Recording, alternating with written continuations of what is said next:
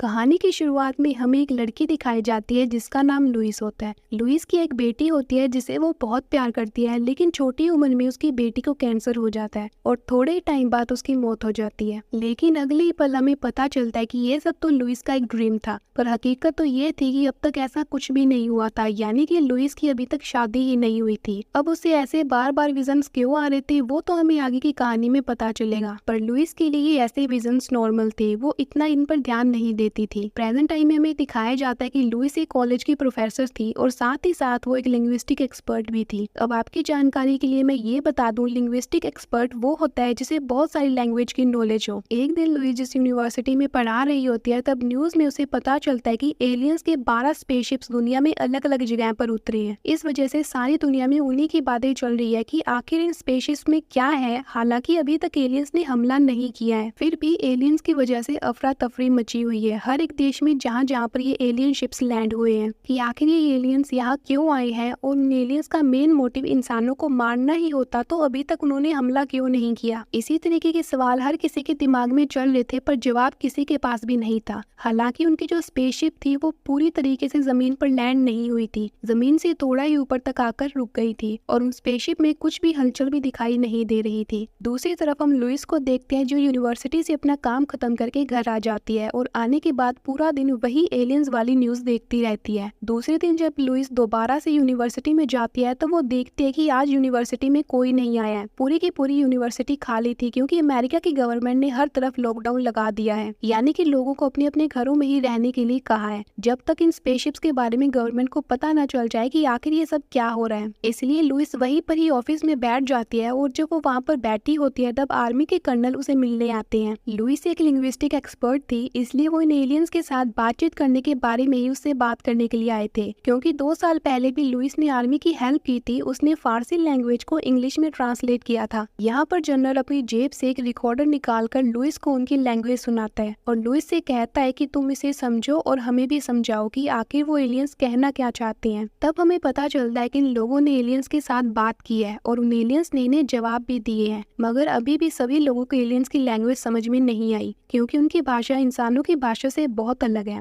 जब लुइस उन एलियंस की लैंग्वेज को सुनती है तब उसे भी उनकी लैंग्वेज समझ में नहीं आती, क्योंकि धरती पर इस भाषा की कोई एग्जिस्टेंस ही नहीं है। इसीलिए लुइस को भी पता नहीं चलता कि आखिर वो एलियंस क्या कहना चाहते हैं। इस चीज पर लुइस कर्नल को कहती है कि अगर आप चाहते हो कि मैं इन लैंग्वेज को समझूं और आपको भी समझाऊं तो मुझे उस जगह पर ले जाया जाए जहाँ पर एलियन स्पेसशिप्स हैं, क्योंकि उनसे बात करके ही मैं उनकी लैंग्वेज को समझ पाऊंगी। अब लुइस के ऐसा कहने पर कर्नल साफ साफ इनकार कर देते हैं और वहाँ से खड़े होकर चले जाते हैं। लेकिन रात में लुइस जब सोई हुई थी तब कर्नल फिर से उनके घर आता है और एक हेलीकॉप्टर की मदद से लुइस को वहाँ पर ले जाता है जहाँ पर एलियन स्पेसशिप्स था, जहाँ पर पहले से साइंटिस्ट एलियन से कॉन्टेक्ट करने की कोशिश कर रहे थे। जिस हेलीकॉप्टर में लुइस थी उसी हेलीकॉप्टर में एक और आदमी था जिसका नाम इयान होता है, जो कि लुइस के इस काम में मदद करेगा। इयान की बात करें तो इयान एक बायोलॉजिस्ट होता है और वो एलियन के इस धरती पर आने का मकसद पता करेगा। अब लूसी और इयान आर्मी कैंप में पहुंच जाते हैं। फिर जब वो दोनों एलियन शिप में एंटर होती हैं तो वो ऐसे ही उस शिप के अंदर नहीं जाती, बल्कि उन्होंने रेडिएशन सूट पहने होते हैं ताकि अगर कोई रेडिएशन या वायरस उस शिप के अंदर हो तो वो सूट उनकी प्रोटेक्शन करेगा और उन्हें वायरस से इन्फेक्ट होने से बचाएगा। जब वो नीचे से उस स्पेसशिप में एंटर करते हैं तब वो देखते हैं कि यहाँ की ग्रेविटी अलग ही तरीके से काम कर रही थी, कि हम जमीन से ऊपर की तरफ पैदल जा सकते हैं बिना किसी सहारे के। थोड़ी देर में आखिरकार वो लोग उस जगह पर पहुंच ही जाते हैं जहाँ पर वो एलियंस थे। यहाँ पर वो पहली बार इन अजीब तरीके के एलियंस का सामना करते हैं जो कि ज्यादा अग्रेसिव नहीं थे। उन्हें देखने के बाद वो एलियंस भी इनके सामने आते हैं और इसी वक्त हमें एलियंस दिखाए जाते हैं जो कि दिखने में काफी अजीब थे और उनकी 7 टांगे थी। पर अपने सामने इस तरह के अजीब एलियंस को देखकर लुइस के तो होश ही उड़ जाते हैं। वो काफी हैरान होती है। लुइस इतनी कंफ्यूज हो जाती है कि एक बार के लिए तो उसका माइंड ही फ्रीज हो जाता है, लेकिन फिर किसी तरह हिम्मत करके जब लुइस उनसे बात करने की कोशिश करती है तब वो एलियंस भी उनकी बातें सुनते हैं और उनकी बातों का जवाब भी देते हैं। पर दिक्कत तो यहाँ पर आती है कि उन्हें इनकी बातें बिल्कुल भी समझ में नहीं आती। जब वो सभी वापस आर्मी कैंप में आते हैं तब वहाँ कर्नल उन्हें उनकी प्रोग्रेस के बारे में पूछता है, यानी कि वो एलियंस की भाषा किस हद तक समझ रहे हैं। अब यहाँ पर हमें पता चलता है कि सिर्फ अमेरिका अकेला ऐसा देश नहीं था जो कि एलियंस की बातें समझने की कोशिश कर रहा था, बल्कि वो सभी कंट्रीज एलियन की बातें समझने की कोशिश कर रही थी जहाँ पर ये एलियन स्पेसशिप्स लैंड हुआ था। अब सारी कंट्रीज एक दूसरे से कनेक्टेड थी, यानी कि वो सब एक होकर उन एलियन से बात करने की कोशिश कर रहे थे। उन लोगों का एलियन से बस एक एक ही सवाल था कि आखिर वो एलियन जमीन पर क्यों आए हैं, उनका जमीन पर आने का क्या मकसद है और वो इंसानों से क्या चाहते हैं। अगले दिन लुइस फिर से उन एलियंस से बातें करने के लिए जाती है, तो इस बार वो अपने साथ एक व्हाइट बोर्ड भी लेकर जाती है ताकि वो उनसे रिटन फॉर्म में कम्युनिकेशन कर सके। फिर जब वो स्पेसशिप में जाकर एलियन से बात करते हैं, तब सबसे पहले लूसी व्हाइट बोर्ड पर ह्यूमन लिखती है, यानी कि हम लोग इंसान हैं। तभी उनमें से एक एलियन इस बात का जवाब देने के लिए उस ग्लास पर एक सर्कल बना देता है। ये देखकर वो सब ये समझ जाते हैं कि उन एलियंस का भी रिटन फॉर्म में बातें करने का अपना ही एक तरीका है। दोस्तों, इस चीज से हमें ये भी पता चलता है कि वो एलियंस ह्यूमन की बोली हुई लैंग्वेज और लिखी हुई लैंग्वेज को बहुत ही अच्छे तरीके से समझ सकते हैं, लेकिन उनका रिटन फॉर्म में बात करने का तरीका बिल्कुल अलग है। जैसे हम शब्दों को जोड़ जोड़कर सेंटेंस बनाते हैं, वैसे उनकी भाषा में वो सर्कल के जरिए कम्युनिकेशन करते हैं। जब ये लोग वापिस एक कैंप में आते हैं तो ये सर्कुलर सिंबल को समझने की कोशिश करते हैं, लेकिन इतनी कोशिश करने के बाद भी उन्हें कुछ भी समझ में नहीं आता। फिर अगले दिन जब वो दोबारा एलियन स्पेसशिप में जाकर उनसे बात करते हैं, तब लुइस इस बार व्हाइट बोर्ड पर अपना नाम लिखती है, यानी कि वो उन्हें बताना चाहती है कि मेरा नाम लुइस है। लेकिन फिर वो अपना रेडिएशन सूट उतारकर उन एलियंस के सामने चली जाती है ताकि वो खुद को उन एलियंस को दिखा सके।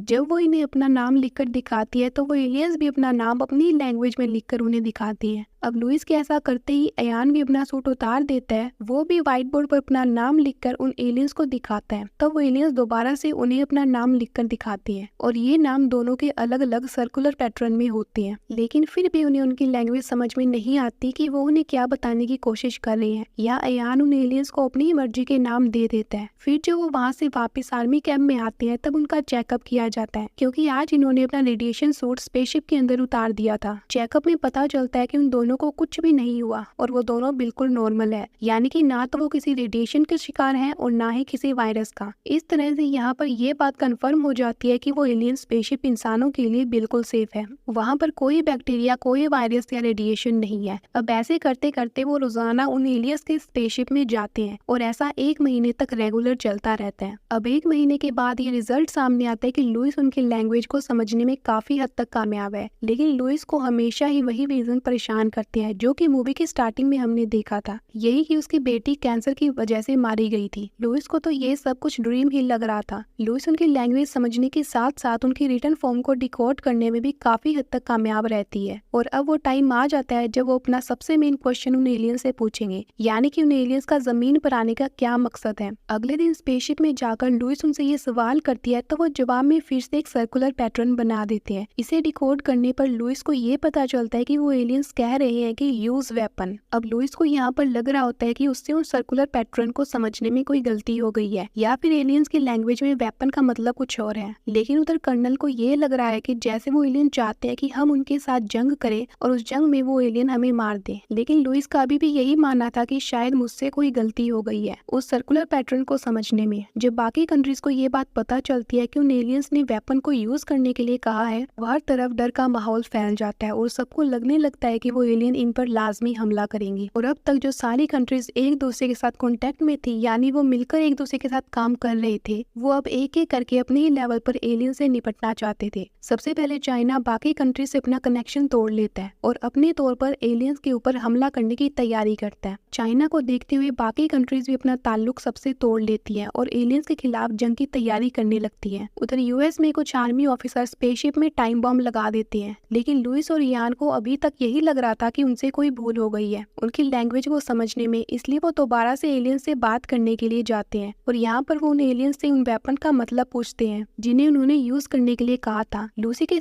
सिस्टम के जरिए उन्हीं की लैंग्वेज में उनसे पूछती है कि आप हमसे क्या चाहते हैं, लेकिन इस बार वो एलियंस जवाब में बहुत सारे सर्कल सिंबल बना देते हैं जिन्हें यहाँ पर इस वक्त डिकोड करना बहुत मुश्किल था, इसलिए वो दोनों यहाँ पर पूरे तरीके से नाकामयाब रहती हैं ये समझने के लिए कि आखिर ये एलियंस कहना क्या चाहते हैं। यहाँ पर दोबारा से लूसी को अपनी बेटी के विजन आने लगते हैं। अब लूसी इन सबसे काफी तंग आ चुकी थी कि उसे बार बार एक ही विजन क्यों आ रहा है। यहीं पर हमें दिखाया जाता है कि वो एलियन अजीब तरीके से एक्टिविटीज और इधर उधर मूव करने लगे थे, क्योंकि उन्हें ये बात पता चल चुकी थी कि उनकी स्पेसशिप में टाइम बॉम्ब लगा है। टाइम बॉम्ब फटने में बस कुछ ही सेकंड बाकी थे, लेकिन इससे पहले कि टाइम बॉम्ब ब्लास्ट होता, वो एलियन उनकी जान बचाने के लिए इन दोनों को बाहर फेंक देते हैं। जहाँ बाद में काफी बड़ा ब्लास्ट होता है, लेकिन उन एलियंस की वजह से लूसी और इयान की जान बच जाती है। अब बॉम्ब फटने के बाद उन एलियन का स्पेसशिप थोड़ा सा जमीन से ऊपर चला जाता है, लेकिन क्योंकि वो जमीन से दूर हो गया था इसलिए इंसानों का वहां पर जाना बहुत ही मुश्किल था। अब यूएस आर्मी ने ये बॉम्ब लगाया था, इसलिए अब उनको डर लगता है कि हमने उन एलियंस पर एक तरह का अटैक किया है और अब वो बदले में हमारे ऊपर भी अटैक करेंगे। इसी वजह से वहाँ पर जो कैंप होता है उसे वहाँ से हटाने की तैयारी की जाती है। बाद में ये दोनों लूसी और इयान जब आर्मी कैंप में आते हैं तो वो उन बहुत सारे छोटे छोटे सिंबल को समझने की कोशिश करते हैं, यानी वो सिंबल जो इतने ज्यादा थे उस टाइम पर उन्हें वो समझ में नहीं आए। अब काफी ध्यान देने पर इयान को ये बात पता चलती है कि उन सिंबल का मतलब सभी कंट्रीज एक होकर मिलकर काम करे, और अगर ये सारी कंट्रीज ऐसा करेंगी यानी कि एक साथ मिलकर काम करेंगी तभी वो हमारी लैंग्वेज को समझ पाएंगी। यहाँ पर इयान को ये बात भी पता चलती है कि वहाँ मौजूद 12 सिंबल उन 12 मौजूद स्पेसशिप की ओर इशारा कर रही है जो जमीन पर आए हैं। अब एलियन तो यही चाहते थे कि सारी कंट्रीज एक हो जाए तभी वो इन एलियंस की लैंग्वेज को डिकोड कर कर समझ पाएंगी, लेकिन ये बात चाइना को समझ में नहीं आ रही थी। इसलिए चाइना ये ऐलान कर देता है कि अगर उन एलियंस ने अपना स्पेसशिप हमारी कंट्री से नहीं उठाया तब फिर हम उस स्पेसशिप पर हमला करेंगे और उनके स्पेसशिप को तबाह कर देंगे। उधर यूएस में भी कर्नल कुछ भी नहीं कर सकता था क्योंकि उन्हें भी ऊपर से ऑर्डर मिल चुके थे उस एलियन स्पेसशिप को तबाह करने के। दूसरी तरफ लूसी कर्नल को समझाती है कि हमें फिर से बाकी कंट्री से कनेक्शन बनाना चाहिए, लेकिन अब कर्नल के पास कोई भी ऑप्शन नहीं था। इसी दौरान लूसी को एक और विजन आता है जिसमें वो देखती है कि उस एलियन स्पेसशिप में से एक छोटा सा कंटेनर बाहर आ रहा है। फिर अगले ही पल वो खुद को एलियन स्पेसशिप में पाती है। जब लूसी बाहर जाती है उस एलियन कंटेनर को देखने के लिए तब सच में वैसा ही वहाँ पर था जैसा उसने विजन में देखा था, और अब लूसी अकेली ही उस कंटेनर में चली जाती है। वो कंटेनर उसे एलियन स्पेसशिप में ले जाता है। बाहर एलियंस की शिप को तबाह करने की पूरी तैयारियां हो चुकी थी। यहाँ पर लूसी जब दोबारा से एलियन के साथ बात करती है तो उसे पता चलता है कि उस टाइम बॉम्ब की वजह से 2 में से एक एलियन मर चुका है। अब यहाँ पर लूसी उस एलियन से पूछती है कि तुम्हारा क्या मतलब था यूज्ड वेपन कहने का। वो एलियन इसके जवाब में लूसी को कहता है कि यूज्ड वेपन का मतलब होता है यानी कि यूज गिफ्ट, मतलब तुम गिफ्ट को यूज करो, और वो तोहफा को छोड़ नहीं बल्कि हमारी लैंग्वेज थी, यानी हमारी लैंग्वेज का हर वो वर्ड जो तुम लिख रहे हो। अब इसके बावजूद भी लूसी यहाँ पर कुछ भी समझ नहीं पाती कि आखिर वो एलियन मुझसे क्या कहने की कोशिश कर रहा है। जब वो एलियन लूसी को कंफ्यूज देखता है तब वो उसे कहता है कि आज से तकरीबन 3000 साल बाद हमें इंसानों की जरूरत पड़ेगी, और लूसी तुम ही ऐसे इंसान हो जो इंसानों और एलियन के बीच होने वाली जंग को रोक सकती है, क्योंकि तुम फ्यूचर देख सकती हो और ये तुम्हारे पास एक खूबी है। बस इतना ही कहने के बाद वो एलियन वहाँ से चला जाता है और लुइस भी बिल्कुल ठीक ठाक उनके स्पेसशिप से बाहर आ जाती है। अब यहाँ पर हम ये समझ पाते हैं कि आखिर लुइस को बार बार वो विजन क्यों आ रहे थे, यानी विजन आने का कारण कुछ और नहीं बल्कि एलियंस की ये लैंग्वेज है जिन्हें लुइस काफी टाइम से सीखने की कोशिश कर रही है। अब जैसे एलियन की रिटन फॉर्म हमारी रिटन फॉर्म से अलग होती है, ठीक वैसे ही एलियन का टाइम हमारे टाइम की तरह नहीं होता, यानी कि जैसे हम इंसान हर टाइम अपने प्रेजेंट में ही रहते हैं और प्रेजेंट को ही देख सकते हैं, पर वो एलियंस एक ही टाइम में प्रेजेंट, फ्यूचर और पास्ट तीनों को देख सकते हैं, और ये एलियंस के लिए उनके लैंग्वेज की वजह से ही पॉसिबल है।